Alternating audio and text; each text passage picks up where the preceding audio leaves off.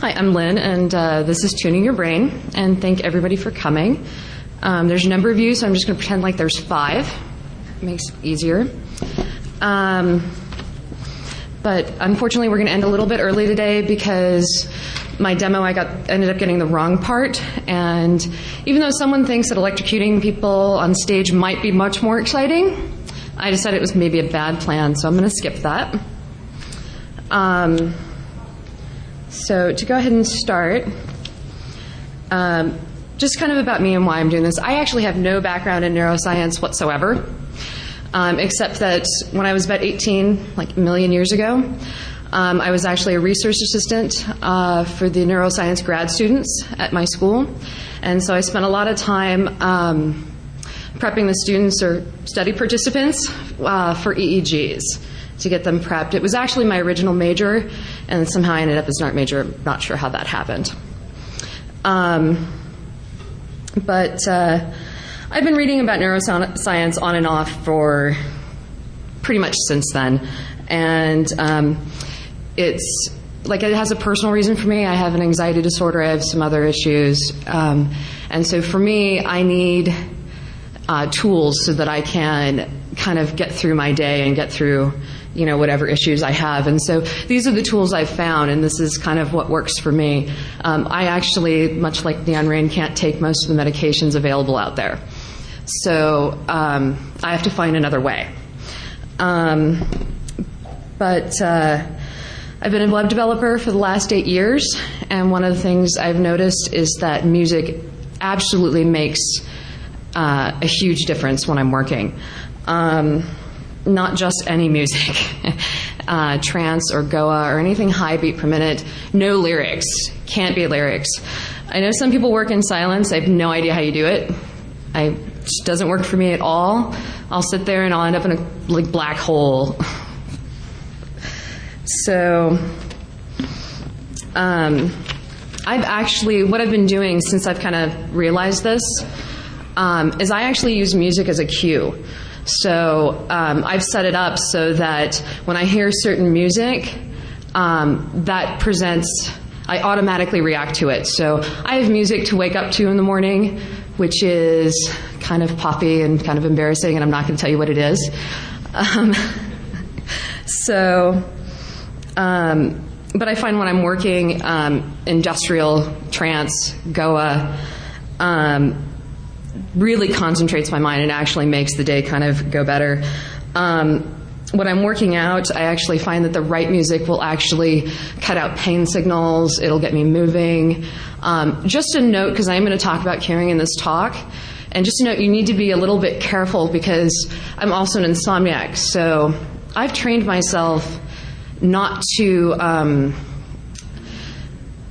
be able to go to sleep, and so there's 8 million little things I have to do. I have to turn the clock away and blah, blah, blah, and nothing can happen like at a certain point at the night.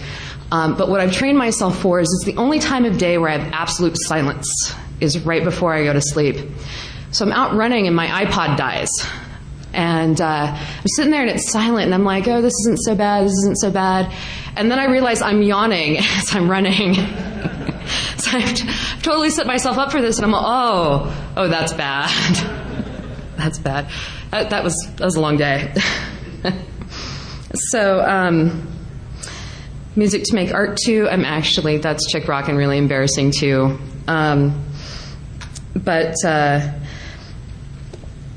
So on to the next slide. Actually, maybe I should tell you this first.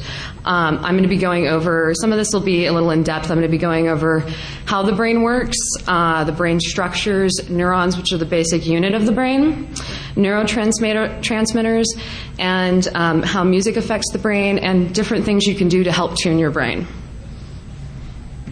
So, setting a cue. Actually, in preface to this, researchers actually had used an MRI to see what was happening in people's brains at the time a decision was made, and this was fairly recent. And one of the things they found is that your frontal lobe, which is a part where you think your personality is and where you think you make decisions, that doesn't fire off until after a decision is made. So think about that for just a second, is that you're not really in charge as you think you are. because that's happening like way after. What's actually happening when you think you made a decision is you're actually reasoning out why you did something. And at least that's what they think now. So all actions are not really based in your conscious mind. But being that this is the case, it's entirely possible to use training as a mechanism to kind of get around this. Because if you can't use your conscious mind and you can't use logic to find your way out of a problem, then you have to find another route. You know, like panic disorders are a completely obvious example of this. Is panic disorders have zero to do with logic.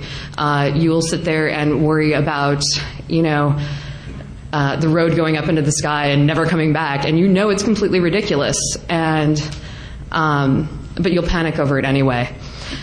So just a show of hands, how many of you are programmers? Oh yeah, quite a few. So how many of you have been stuck?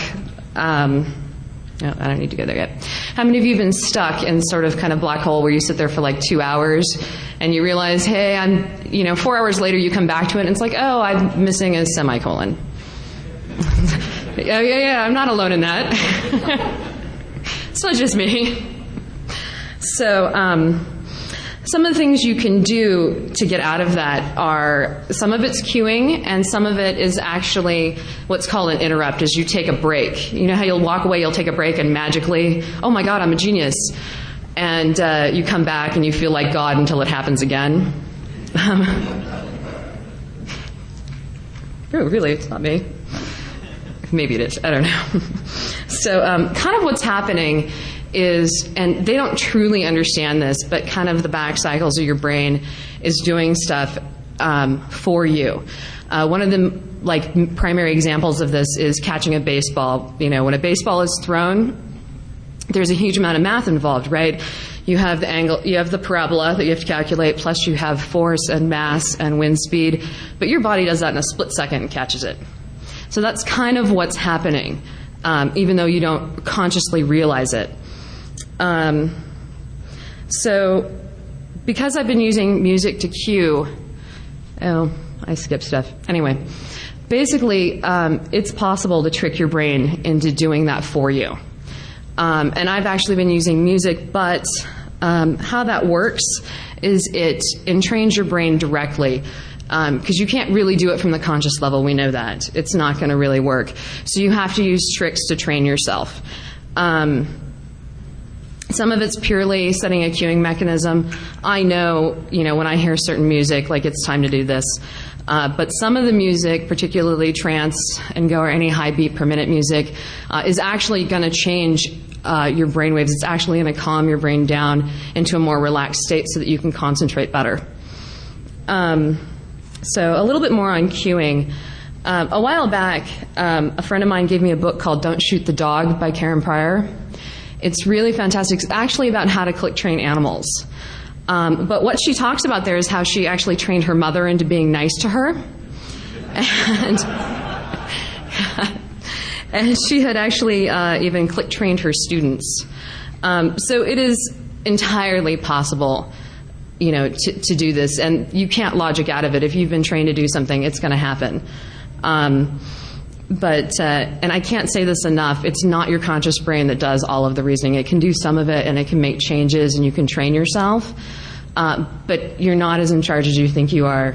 You're more of a committee of, the entirety of your body than you are just a little part that you think you are.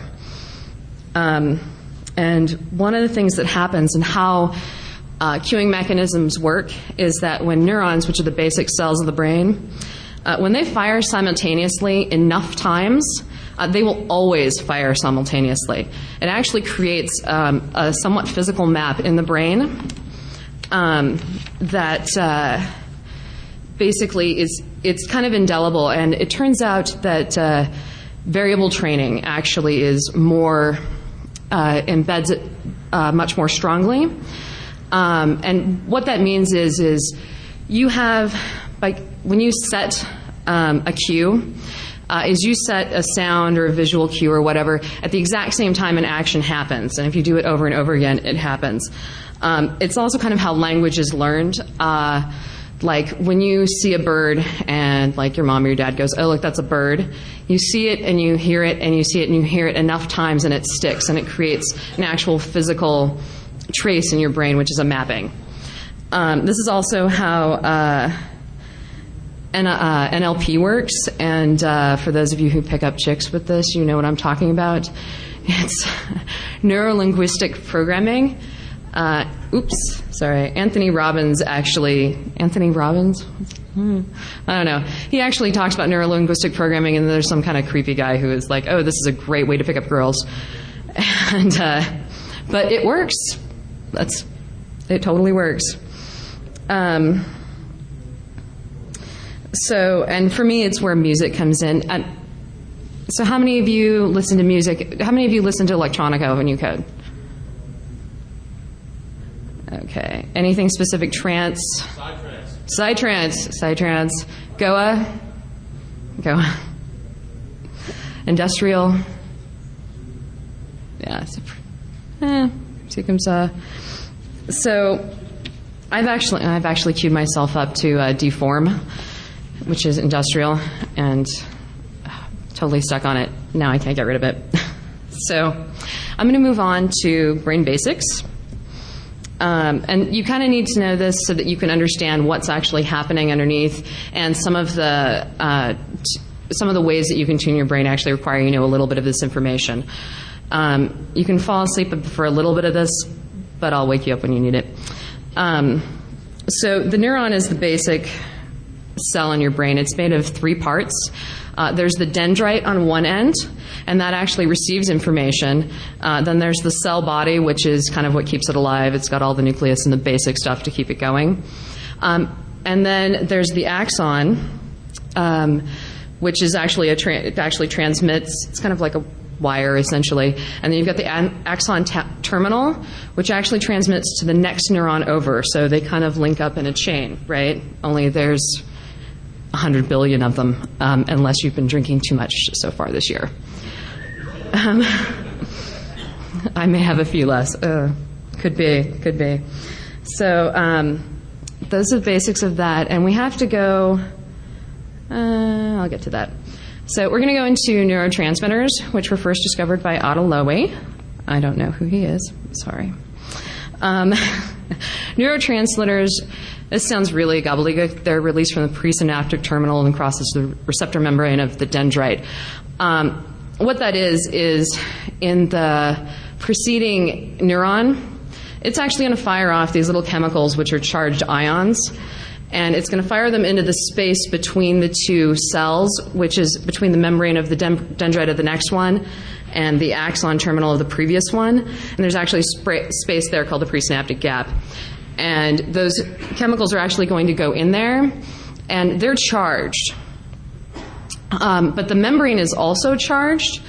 And depending on the state of the neurotransmitter that goes in, and depending on the state of the membrane, it either becomes hyperpolarized, and sorry, I know this is a little difficult, but there'll be a quiz later.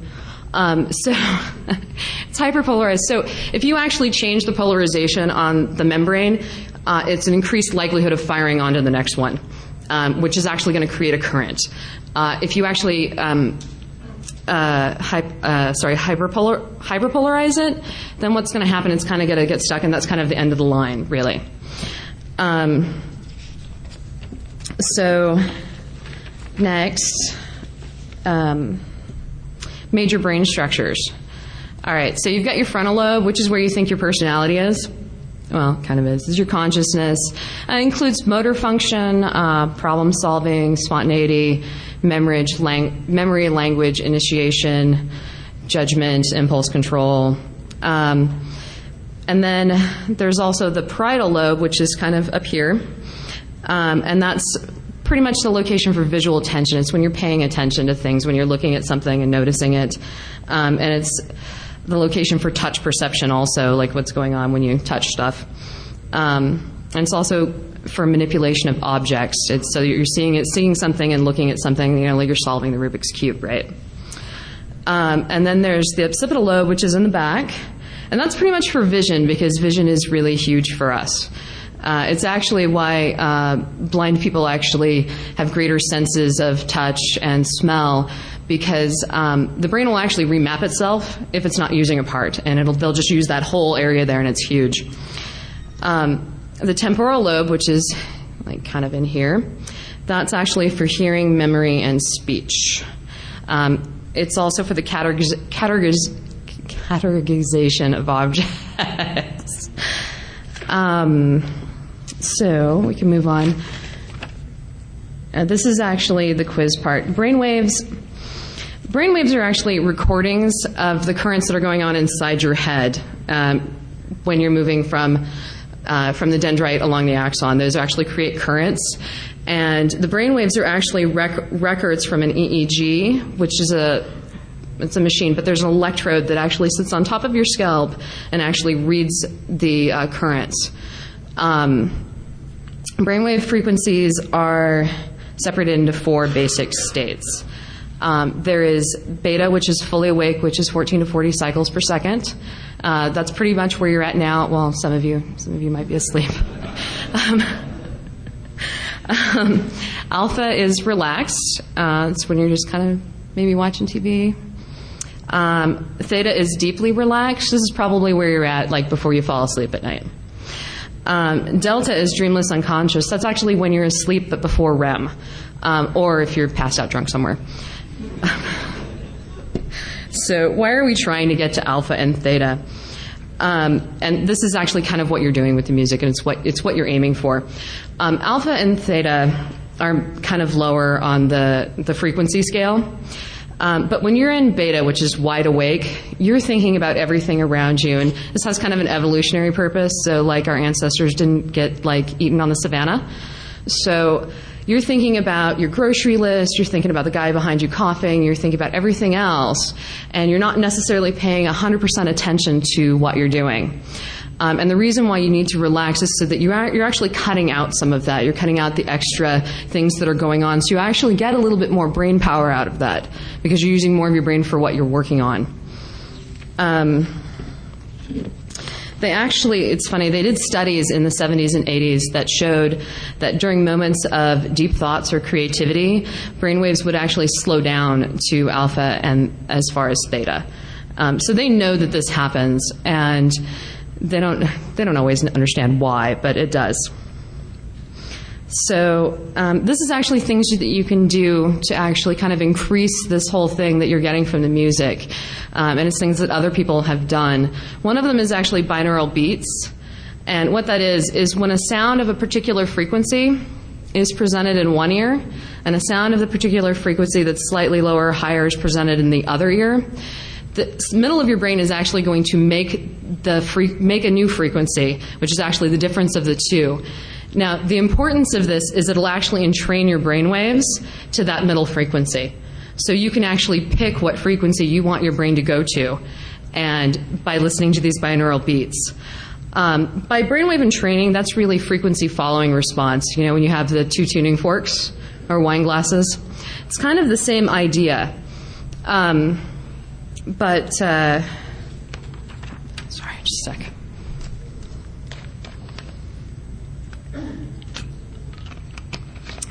So sorry. There's actually a lot of stuff online. You can actually go to YouTube and you can find music and videos on there that actually have binaural beats embedded. There's actually software you can also buy that will embed binaural beats in whatever music you're listening to. I personally don't use them because I find them kind of annoying. But they also do require the use of headphones because you have to have either ear. There is some suggestion, though, that binaural beats are actually fuzzy because they're created inside your brain and not necessarily coming from a direct signal in your ear. And so they may not be as good as any strong beats. So what you're listening to now may be made better with adding binaural beats to it, or it may not. So it's something you kind of have to find out for yourself through experimentation. So let's move on to the next. So how does this relate to electronic and trance? High beat per minute music is approximately 130 to 160 beats per minute. It can still entrain the brain waves because there's still that frequency following response there. And it roughly translates to alpha and theta. In fact, it's actually a little bit slower. And it doesn't require headphones. Trance is actually pretty aptly named. Modern trance actually originated in Germany in the 80s or 90s, and then Goan Psytrance were Israel and India, so they're a little bit older. But it's actually arguable that modern trance is actually more of an offshoot of, some more like shamanic type music or tribal drumming. I mean, it's really just the modern version of that. And so there's kind of a long history of that. There's the Dream Machine, which is actually the visual version of it, staring into a candle. Any sort of pattern-related item is going to do the same thing. But what you really want is something that's going to help you while you're having your day and going around your day. And headphones are the most wonderful invention ever. iPods are fantastic. So you can wander around your whole day. You don't actually have to sit in front of a Dream Machine. And another reason, and this is going to be a little bit more boring, sorry. This is another reason why I think the headphones actually really are amazing, is there's what's called stochastic resonance, and it's a long explanation. When noise is added to a system, an increased performance is exhibited. What that really means is that there's a little bit of noise going on in your brain. Like there's what you're doing and what you're thinking about, and then there's kind of extraneous stuff, kind of like there is in every other system. And what happens when you add noise to a system, and there's a lot of very complicated explanations that include words like sinusoidal, what happens is it actually cancels out some of the noise so that the line strength is actually much, much better. And the reason why I bring this up is, one, they've actually found that that neurons are actually directly affected by stochastic resonance. And the other is there's actually been experiments in the medical field where they've had people who've had problems with balance, and so they've put in cochlear implants, implants in the ear that stimulate the inner ear. And what they found is with these little vibrating implants is that people actually, their balance would improve. They've also found people with heart variability problems, and they've done the same thing, only they've actually used little galvanic electrodes in there to kind of vibrate, and it's actually helped them. Now, this is a little bit less than scientific, but this is kind of my hypothesis, and it's something I really want to test next year when my EEG isn't going to electrocute anybody. If the vibration in the ear actually does this, are the headphones actually increasing the throughput that you're getting while you're listening to them? So even if it was static, which is something I need to test, but I really think that maybe that vibration in your ear, since they've already done studies on it, I think it probably also works. And that's kind of the next thing I'm working on.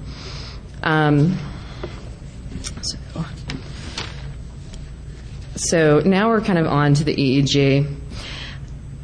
Oh, this is finding optimal music. Actually, if you have an EEG, this is actually kind of a good way to go, is you can kind of listen to music and watch your brain waves as you're doing it. I already did that. This is kind of what an EEG visual representation looks like. So you can kind of see it's got all of the I forget what they're called, all the lines there telling you where you're at. But you can actually build your own from OpenEEG at sourceforge.net. Actually has online schematics, and they have all the schematics, all the digital boards. They actually have a bill of materials. They kind of have everything you need to put together one of your own.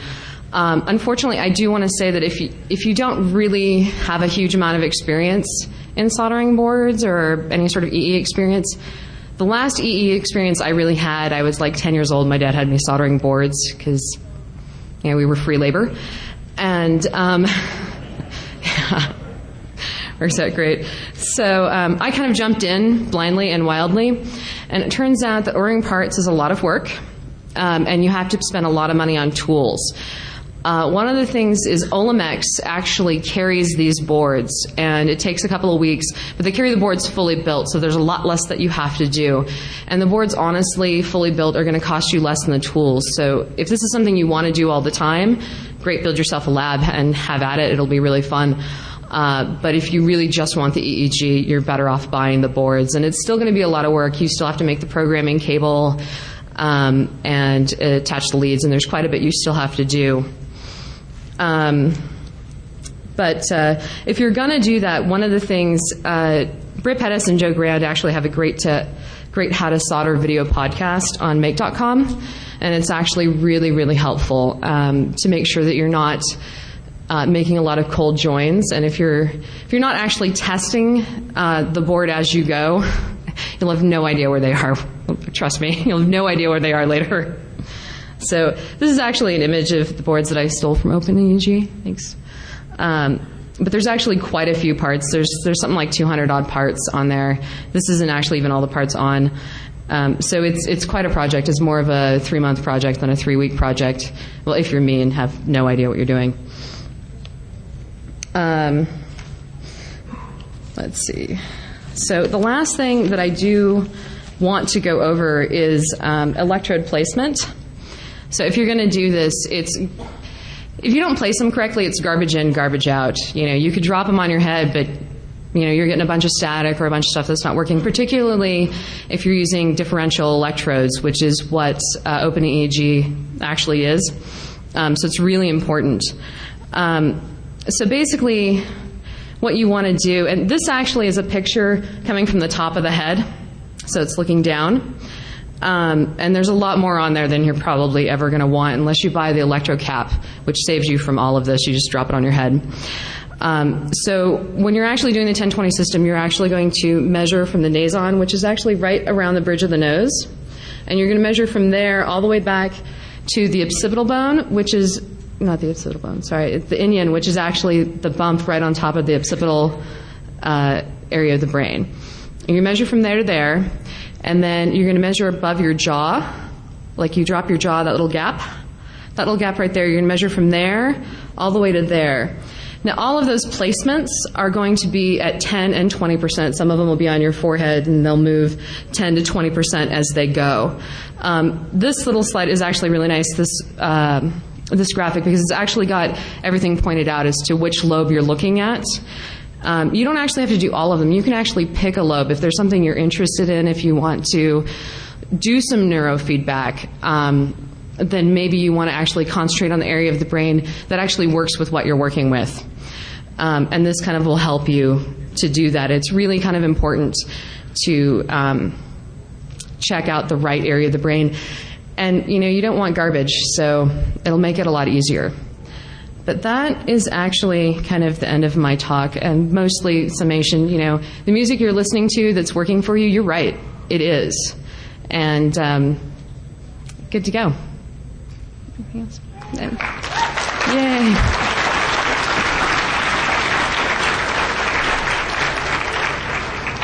Okay. Are there any questions? Yeah. Is there any music that brings you to a beta state? I'm sorry? The wholly awake state? I would actually suggest maybe pop.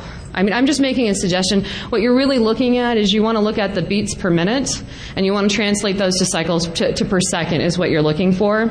So you want something that's, well, maybe that doesn't really work, because that would actually be faster than high beat per minute music.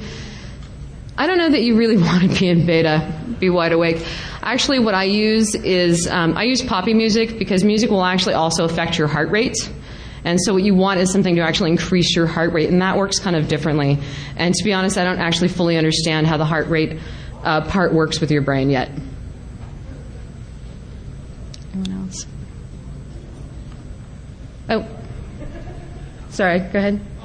When you're talking about the stochastic noise and the headphones, are you thinking earbuds, or are you thinking full canister headphones that have large drivers? Oh, I'm actually thinking earbuds, but the full canisters may actually, I could see where they would also work, because it's just pounding noise directly into your inner ear. Yes? Do they have any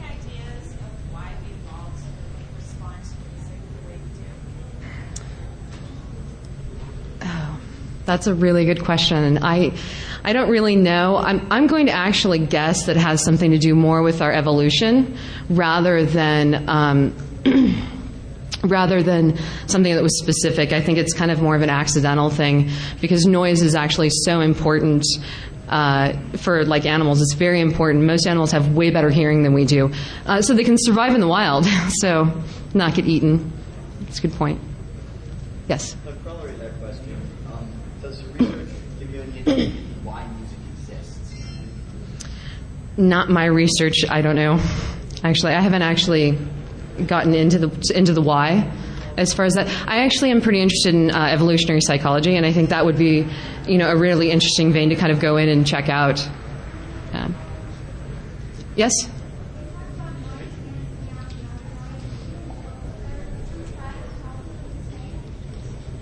I don't think silence would do the same, no.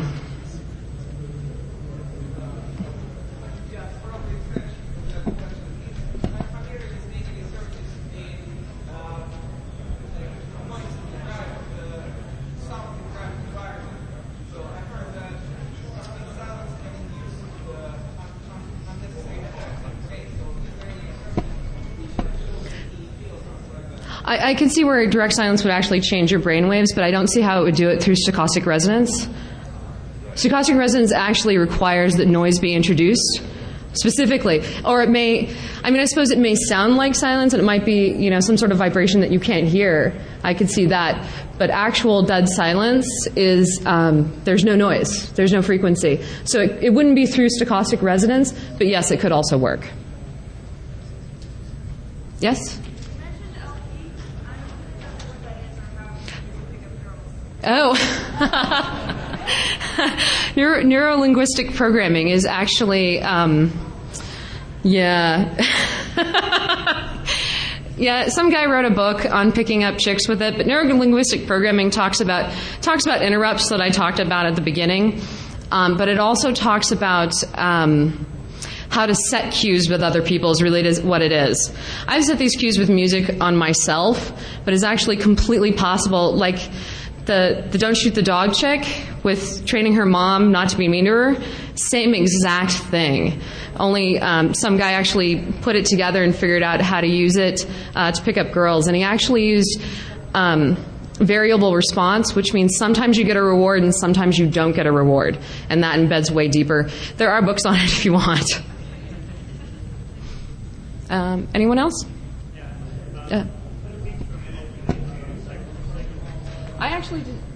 I actually just divided. Yeah. Yes?